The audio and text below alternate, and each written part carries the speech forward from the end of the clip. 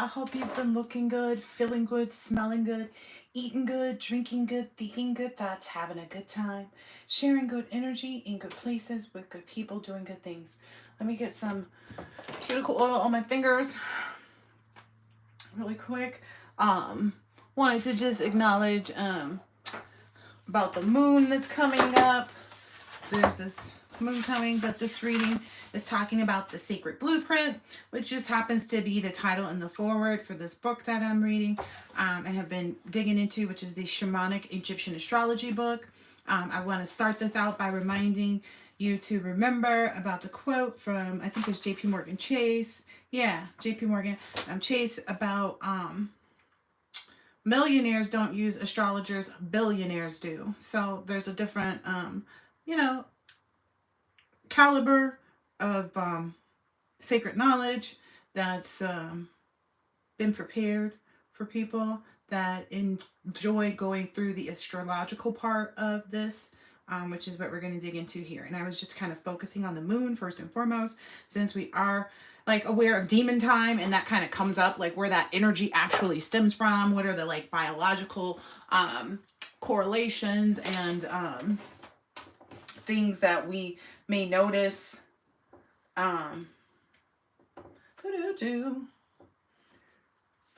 With that, okay. With that, perfect. Just making sure that we were all together. Okay, so you create your reality, right? That's also part of the sacred blueprint of life, right? That's a part, and that was another part of his book that it was like, oh, not the perfect timing here, but like, the cycles of life. There's something in here somewhere about like a life. It does. I don't know if it says that, but that was also what I wanted to include in here. It's like you create your reality, and we go through these different cycles in life. Where we have all these different lessons that we're learning and things like that. And there's really no way to plan for a lesson, right? There's this kind of perfect timing or divine timing, if you will. No one's to say when, where, how. You know what I mean? Another person is supposed to evolve or heal, etc., etc. It's we should be inward focused, and that's who these messages are for. So the sacred blueprint. Everybody gets a blueprint to their own home. You can move things around accordingly. You might not want to walk into the living room or the this or the that. Some people's homes you kind of walk into a kitchen. I saw recently, and I was like, oh yuck. So there are different things, that certain people are okay with and other people aren't, et cetera, et cetera. And it was not necessarily like you walk right into the kitchen, but it was like from the front door, you could actually see the kitchen very easily. And I don't know, I just feel like, I don't know, that's kind of the place where the family gathers and, I don't know. I just feel like that shouldn't, I don't know. That's not the first place I want people to see when they walk in the door. And everybody's design is different, right? Everybody's blueprint is different. So that's the originality and authenticity, and why people shouldn't feel any need to encroach on anyone else's destinies or well-being, or etc., goals, etc., because we all have our own blueprint, right? Just like a fingerprint. You are the MC, so you're the main creator here, or the main character here, and everybody else is an NPC, right? Because the only person that you can actually control is you. That's the only controller that you have, right? People try to manipulate other people, but that's not the same as being in control, okay? Let's just be honest. And what I consider an NPC is a not. You're not supposed to care. Oh yeah, you're not supposed to get somebody you're not supposed to care about. Like, it doesn't matter. You're not responsible for that person. You just aren't, right? You're only control of you, and you're not trying to control another person. You do have certain value and purpose in contracts, like we would with children, or like we would employees or employers, and so on and so forth, right? There's all kinds of contracts that we can have. Just to be a good patron, that might be your thing. Who knows? So anyway, it's definitely still this most auspicious time to be alive. Like, each moment is sacred. Each word, thought, and deed form the matter that creates worlds that still stands. That is a part of understanding that you create your own reality, and how to use your words and ideas and etc., etc. And we're entering, let's see, So perfect timing. I was posed to ask the question, like, would you have been ready previously for this? Like, because I thought about different things that I felt like, oh, that was perfect timing for that. Like, when I decided to move to California a few years back, I felt like I had missed a perfect timing moment because I had all the money for my rent for an entire year and I found a perfect place that was just big enough for me and the kids and it was blah, blah, blah. Like everything was perfect. And I did not even make a move. I didn't even go see the place. I got so scared about this big move, right? And it couldn't have been perfect timing because I wasn't ready. And so it's kind of like asking you, like, perfect timing comes when you're ready. Like, are you ready? Are you ready to try? Are you ready to trust? Are you ready to invest? Are you ready to make room? Are you ready to enjoy? There's a lot of are you readies, that are coming up with this perfect timing. And it brought me to the energy of like, when you were a kid, you probably looked at this empty box as excitement, right? Like after your candy or whatever, because it's one of those little small boxes. After that was gone, everybody as a child took the opportunity to go ahead and blow in this bad boy, right? They sound a little different now, a little bit more tight because they put this glue on it, but you know what I mean, right? At least it still gave a whistle. That's awesome. So that was our energy as a kid. Like even an empty box, we could find the joy, we could find the pleasure, and understand that like perfect timing means, are you ready? Would you have been ready previously? Whatever it is. So now, where are we at? This is the cycle of life. Perhaps the most important natural event in the Egyptian year involved water. And it's wild because it's like, okay, here on this planet, we have all this water in our bodies and, blood and all these other things that comes up in different ways of use and how it, relates to our health and all of that. And it talks a lot about health here as well. Let's see, where's that part? Because we were discussing mental, spiritual, and emotional health and how that's really foundational and important.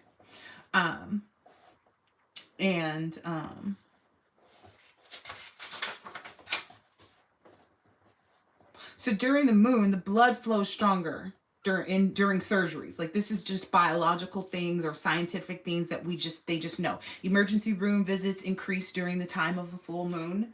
So there is a magnetic pull from the moon upon the earth. Okay, energetically, like the rising tide of the full moon is caused by that magnetic pull, right? So there's a lot of different things that people aren't necessarily understanding, which may sway, move you. And the areas that are associated with the moon are right timing. And the other revolves around the consumption of energies that are needed for protection and the expulsion of energies associated with attack, which also underlies the meaning of that moon card in tarot cards is the understanding of like illusions and half lights. So I feel like a lot of people are understanding what it means to be under an illusion, are starting to see illusions better. Let's just say it that way, because I was reminded before I started that everybody's at a different place. Healing is not linear. We're not all at the same moment. We may be understanding some of the same things at the same time, which is beautiful, right? Because that's another display of how we're all connected, like how we are all one, right? And it also says that the moon is the guardian, the gateway of access to our bodies. I agree with that too, because if it can make blood flow stronger and all these different things, there's more suicide attempts, more arrests, more reports of domestic violence. The blood rushes stronger, period, during the full moon in human emotions go along with that. It says it right here. Like these are, you can look it up, I guess, even further if you want to. And a lot of the issues that we have on the planet are people not really being in control or in tune with what their emotions mean or how they should be handling them, what that actually represents versus what it may look like it's representing in that moment, and so on and so forth. And so what's happening now is the people who have realized that there's this protection of them in that aspect, like against people whose energies may get on demon time, so to speak, during the full moon, because that's when you hear people say like, oh, it's a full moon and demon time. And this also, okay, yeah, the moon is also like the illusion of things in the dark, right? So being able to see things that are hidden, right? And it's also an opportunity for you kind of to expel demons and to use your great healing that comes from the God within, right? And I've talked about this so many times, and it just depends. This is also, you have to understand that religion and spirituality do meet on a lot of different levels. And I was trying to understand, like, as above, so below. I was like, there's a backwards, there's a backwards. And the backwards that I didn't understand, but then I ran across it in this book, and it was like, oh, how, how serendipitous is that on earth as it is in heaven, as above, so below. They are the same understandings. They literally are. You know what I mean? They literally are. Spirituality and religion, it's the same vibration. And it brought back to the understanding of like people looking at things and saying, oh, she can't be this and he can't be that and so on and so forth.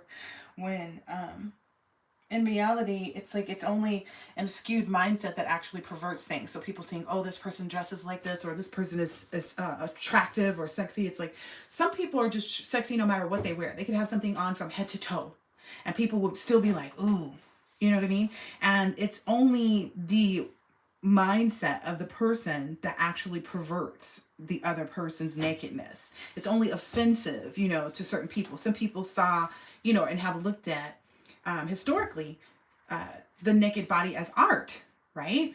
That's also a vibration, being able to appreciate, the human body as such and not place so much on it. Because I don't know who could relate, but I hate clothes. I'm just being honest. Like, I hate clothes. They're so restricting sometimes. They can look really nice too, but they're sometimes restricting. And I just, I don't know. And I feel like that's because we're, there are already so many restrictions, that, things that people judge you on. So I like to remove all of those things, I guess, when I'm in my most comfortable zone. So a person like me can be, found most often than not in a really relaxed mode, in a really comfortable attire and clothing. And I feel like, that's kind of reminiscent too of like what they say is ancient Greek or, mythology or Egyptian astrology, like the way they dressed and stuff like that. I would feel better, dressed in something like that, but, that's just me. So, but I think it came because of everybody's like all these hangups and incapabilities. Okay.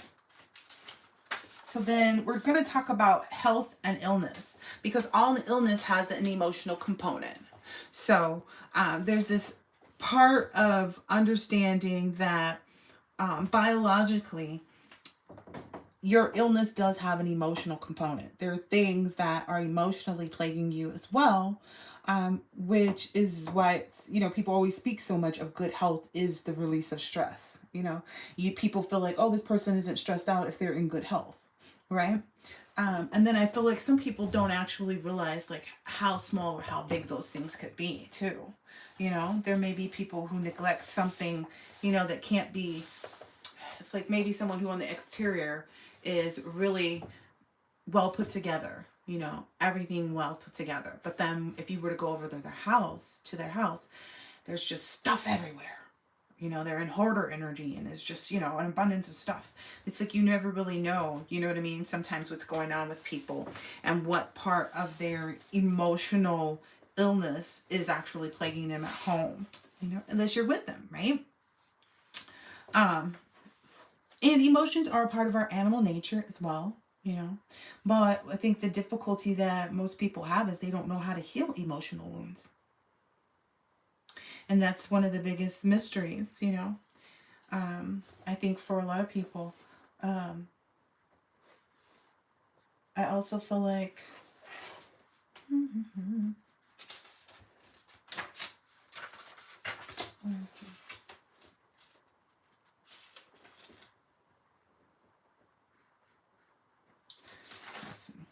so biology and medicine, it kind of just treats things, right? And spirituality actually heals things. And I think that's the difference between the two. And it's kind of asking you to look at the understanding of man and God and how man made things versus, God made other things like, medicines and stuff like that, that people aren't using correctly. Okay. Now, in one of my previous readings that came up late at night, I was called to understand Sekhmet and bring Sekhmet energy into that reading. And then now Ptah is coming up in the Aquarius moon that we're entering. And it's saying, Ptah, we've eagerly awaited your return. And a lot of that is because Ptah actually activates the golden age that lives in within our imaginal cells. And this selfishness is kind of like the dawning of your light. So like really being able to go in. Because it does feel like a great, huge, like thinking of yourself. Like it's like, oh, how big headed of you. But at the same time, it's like it comes from an actually balanced place of person. It doesn't come from the ego at all. That's what I got from this. It's like everything that you're doing, the way that you're going to shine, the way that you're going to represent yourself. And it's like Ptah represents the power of the divine upon the earth. And so it's kind of like you're going to represent this. And that's huge, right? Ptah creates through the words that he speaks. The words that he speaks come from his heart and his mind. And the ancient Egyptians believed that the mind resided in the heart. So Ptah is a loving, compassionate creator who gives form to his creations by the thoughts that he thinks and the words that he speaks. In the Christian tradition, it is said that God spoke and the word was formed. So too with Ptah. The world was formed from his loving thoughts and words. And so I feel like that's why we're all receiving a lot of this emotional healing and being able to pull that out for ourselves right now is because of these cycles, and that's what's coming along in this new year, etc., etc. Let's see. Yeah, it's that whole we create our own reality, right? Like, well, what did I go through the suffering for? What did I endure this period of this for? What did I, have to sit still for? And what did I have to, give away things for? Just start to remind yourself what it was that you did all of this for. So the question must be asked of all of us, what is our perspective? If we do create our own reality, what is our perspective? How are you looking at things? When we come from an ego-based place of fear and control, the reality that we create for ourselves can be painfully lonely and constricted. Like I said, where are you lonely and constricted? When an entire society comes from a place of fear and control, intolerance builds and can lead to discrimination, racism, and even genocide. Well, we see that.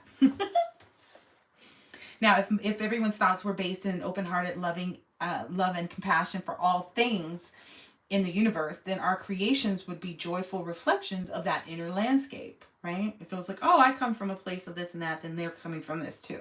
The thoughts that we think, the words that we speak, the partnerships that we form with other people, and the resultant creations of these partnerships will nurture and sustain us all. So the reality is that you've also come to the understanding and the mindset that, like, okay, now since I already know that my life isn't supposed to be this or that or the other, and you're clear about your purpose in life, you're able to create that environment. Now, people that might have been attacking that or didn't want you to have that, they are left to figure out what they're actually creating. And that's really a huge part of their karma, But anyway, and it's because of this imbalance that people were trying to create. And this imbalance has created a break in the necessary flow of relationship between the receptive, gestating power of the feminine and the active, penetrating power of the masculine, right? Because we need women to gestate, to create life, right? That's why we talk about sacral energy in the womb and all the rest of this, right? And then we need the masculine energy to penetrate that, right? If you think about it, it is the reality of the human life form, right? The bodies that we carry. And it's the imbalance of those that has come from, what's been taking place on the planet so far.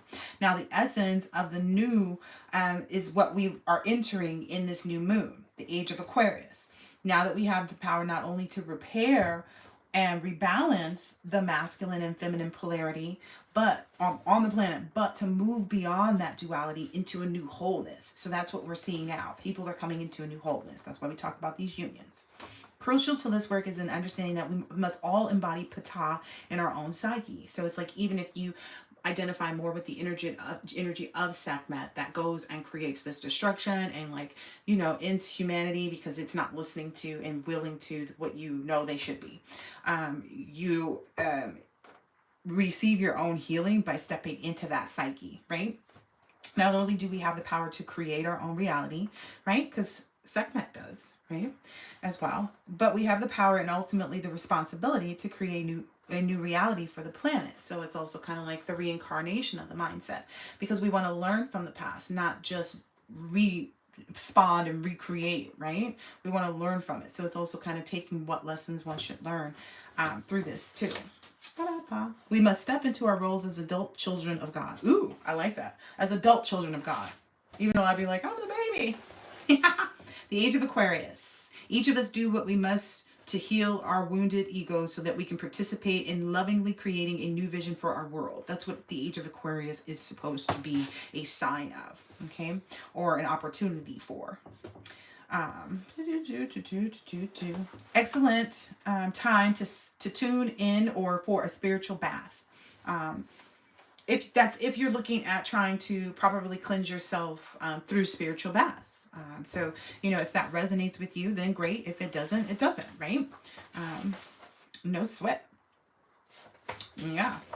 That's pretty much all I got out of the book that I wanted to make sure that I was able to put back out. So it's a lot of people kind of like seeing their own emotions firsthand too. Like seeing themselves is what's really, really happening. Because where people may have been caught in illusions because there's no one there with them, it's kind of like,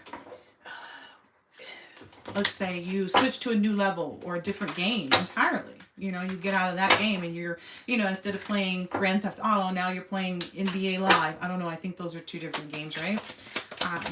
Don't ask me. The only game I played was Nintendo 64 and it was 007 and that was my favorite one. Yeah. Ooh, and understanding the strength and, wow. It seems like it's a lot of divine masculines that have been in this King of Pentacles energy, understanding how having the true vibration of love really does lead to their, to like the 10 of Pentacles that they really want, like the fullness of everything, the ability to maintain, sustain, etc., the strength, you know what I mean, to do everything. Because that's what men are actually looking to do. They're looking to connect themselves with, others that are like-minded. And the past has shown them that they've connected with the wrong energies because those energies were based on, financial aspects, the financial gain of the person that they were receiving, and instead of the emotional gain, because it's the emotional health and the emotional vibration that actually provides the healing, because that's the part of us that they don't have anything to heal except for these relationships that we have on this planet, right? That's the only way. It's to like have good relationships. It's the only way to heal from bad ones, outside of doing your own work. Right? And a part of the work is understanding where to place all this stuff and what to look for. What are the core values? Whoa. There's that moon energy. What are the core values? So it's a lot. Yeah, this moon is serious. This moon is serious. This moon is meant to kind of like, if you're not at a level of completion, because the 10 is the completion. So if you're not at the level of completion in this cycle, you will experience a lot of defeat and loss and crisis. If you have not removed your own illusion in this new moon, that's what happens. And I keep getting reminded of like how the fires, okay, so we're past the fires, right? Then we went on to like it rained too much and the same houses that was in danger of fires are now in danger of falling, okay? And then from falling, now they're in danger of freezing, okay? It sounds like they're triple F'd. I'm just saying. And it's not to try to be funny, it's just to try to like explain how what we're seeing all around us is actually a display of what's happening. This isn't just happening on one level. It is a huge vibrational force that's felt within the whole entire planet. On every level. What else? Okay, so there was something else. Oh, okay, so there was a period of time back when I found myself in need. I found myself in such a bad need that I ended up putting myself on the list at the church, me and my family on the list at the church to receive, things for Christmas, right? And we got everything that we asked for, like the things that we were looking for. We got everything on there, which was fine. But at the same time, being in such a need and receiving doesn't even feel good to someone who is used to doing their own thing, if you will. So it's this kind of, it's also like an ego too. Like it is definitely an ego thing, right? Which is what we've been dealing with, all of us, masculine and feminine, right? The ego of like, oh, I can do what you know, instead of, I don't know, it's still going back to like that childhood energy. Like, while the absence of whatever that made women so strong nowadays, that they can handle all of this and they can do all of this and conquer all of this on their own, it didn't actually get like the fulfillment of the empty space like it would have blowing this. Like that was just an innocent fulfillment. This is like an adult, lack. And I don't know, it's just kind of like the spirit is still going to long for the relationship between man and woman, like the book was saying, to come together. Like it's an organic kind of thing, to really understand the creative nature of the feminine energy, the Empress, how that works as a whole, all aspects of it, because I feel like people have compartmentalized things. Yeah, all aspects of it. See, all aspects of it. So I think that that's really good too. Let's see. And if somebody feels like they need some ooh, I saw that card earlier. Yes, it's definitely that too. Oh, look, and she went right on top of there. Divine masculine and divine feminine are in such a healthy space because they're accepting each other. Like they know exactly what to do once they enter each other's presence. So that's what's leading to people, or past circumstances, or like the absence of, whatever it may have felt like. It's just only a past energy. It sits over here to the side. This feminine energy came out. I saw it earlier and it flew right on the masculine. This often happens in my readings. So I don't understand why people don't get that. It's like and it's right here again with this Ace of Cups, 10 of Pentacles, the Strength, and the full moon. Like, they're no longer eluded. They're no longer under any illusion with respect to, who they are, what they are. They're not afraid. Like, usually that's when you see an upswing of things that are fearful is during Halloween. So it's like there are some things that maybe were investigated and revealed through that period of time where people actually had their mindset. That's interesting. But I feel like it's led to a lot of I keep hearing beautiful, beautiful. This is a 7 of Pentacles, but it's healthy, organic. You know what I mean? Like it's a lot of healthy, it's a lot of healing energy. I'm just saying, it's a lot of healing from everything. Everything. That is what's being presented at this time. Ooh, yep. That is what's being presented at this time. This energy of completeness and like a cycle. That cycle of opportunity and, just like, think about it. When you go into a casino, everybody's feeling lucky, right? I mean, why else are they in there, right? And if not, you feel like you might get the energy of luck, or, that it might spark you, because otherwise you wouldn't be in there. Or you're just there to try your luck, right? Either way, you have the energy of luck, right? And I feel like that's already 3 ways that I showed you about the luck. So it's there. It's the tripleness of it, the completeness of it, that whole third power of creation, of nature, that exists in the Empress card, which is a 3, right? It's also communication. So I feel like everything upon the earth is really created and opportunity, and it shows. It certainly shows. But I'm equating the fact that the fires and all this other stuff, so things happening on a large scale so people could see the detriment of the planet even further. But I'm also acknowledging the fact that the feelings that come after that, right? The aftermath.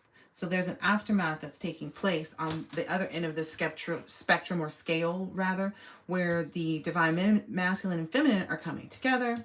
It's this, it's this, it's this, it understands this, and it has received this as a result, right? It's going to automatically turn the Ace of Pentacles upright, because that's the whole purpose of leaving that in the past. There's this, telling you the truth, there's this lack mindset that's being healed through the two of them, because one was lacking in one area and the other was lacking in another area, and the knowledge sharing of the two, the masculine and the feminine. It's like you need one for this and the other one that for that. And I posted some other reading about that too, like essence. You need the feminine for the essence and the masculine for the execution, right? Same thing as you needed one for the whatever I said, and the other for the, you know, other part of that. Hold on, let me go back to it really quick. Because I feel like it was very, like, for the gestation, you need feminine for the gestation and masculine for the penetration, is what I believe it said. And I feel like there's an understanding, too, of, like, things not getting in the way of that, too. Like, I feel like that's what people have been wanting to push against. Is like, oh, no, if they actually procreate, if they actually come together. Well, it keeps coming out. Like, you can't hold that. You can't. Come on. Let's celebrate. Let's dance. Let's dance. Let's dance. Come on, let's dance. It's that energy. The Three of Pentacles. Yeah. It's like everything's working out for the greater good. Everything is working, you know, in competent planning mode. Because you can't be incompetent trying to roll or smoke or anything with a cigar, right? You have to be completely competent when dealing with these. You have to know how to smoke them. You have to know how to cut them, start them, and all the rest of that, right? Get an even burn going. Look at that. Divine masculine, like, yeah. This, you don't know. I don't. So I don't know. You shared that with me. Divine masculine. And that's the part of it. Like, that's the balance and the moderation and the calmness that comes within these divine unions. That's why they are considered divine, because it does create an environment of moderation, a calm, because they're working together at all times. It's like the professional painting works. It's like, it's good, you know, it's, you know, professional, you know, matching. It does the job. It gets two things done at once. It's like priming and painting. And this is the Five of Pentacles. I'm sorry, no, this is the Five of Swords, but it's actually like understanding how, like, whatever the circumstances, divine masculine and divine feminine have experienced separately, but also completely within self, like they've both experienced some form of understanding on a level that connects them, right? It's not that they have experienced the exact same things. They have experienced an understanding of certain things to a certain level and depth that creates an environment where they match, right? Because it's a matching of colors and textures. It's not just the colors, it's the textures too, right? And then you have to prime and paint the walls. So you have to do your own work first. I'm just saying. That's the only part of the Five of Pentacles that exists for them. Which, again, it's not them versus anybody else. It's them versus them. And that's what's really brought them into this really creative environment where they can intuitively and instinctively connect and know what they need to be working on to make sure that, where is that perfect timing? Because perfect timing is within self, right? It's when you know that you're healed, right? When you know that you're ready for whatever it is that you want to experience. Because if you're experiencing hardships, it's because that's what you would like. If you're experiencing like the beginning of your easy road, then that's because that's what you would like. It's based on us creating our own realities and providing that balance for ourselves and with our own mindset. Knowing that, like, whatever we leave behind is left behind. Whatever we went with them about, there's no guilt. We don't carry any guilt moving forward. We don't carry any, you know, ego that gets in the way. You know? So, ooh, look, I love it. No materialism. No feeling, you know, sorry, woe is me. No feeling sorry for anybody else either, because I feel like that's where the energy is most prevalent now. It's like people feeling sorry for other people, or other people trying to get other people to feel sorry for them.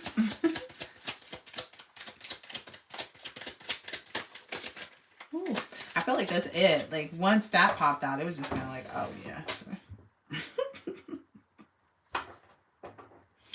Yep. Look at that. Certified. It's a done deal. It's the right cut. Butcher quality. Yep. Ooh. Ooh, ooh, ooh. I like that. This is so good. Alright, I hope that this has been helpful, insightful in some way, shape, or form. And I get there's something really, really, because this is a Ten of Pentacles. I get that this is something really, really like, again, I cannot express it enough, but it's really, really good. It may seem like fast food. It may seem kind of like quick. It may seem like whatever, but it's actually healthy. It's like, if you could imagine the most natural good ingredients back when we went and peeled the potato and cut it up, and then the tomato was grown, the lettuce was grown here, we had a farm, and we had all these animals and everything that we needed to suffice ourselves. Look at this. I gotta go, y'all. I can't say it enough. So all of the things that are coming, it's definitely a fruition of like being able to see the empty box with all of this excitement, like, okay, now I'm finished with this yogurt raisins, I can go ahead and you know what I mean? Like, there's this whole new excitement for life, and it's bringing a lot of great things for the collective. So I hope that this has been helpful and insightful. Definitely tune in. Catch you in the next one. Later.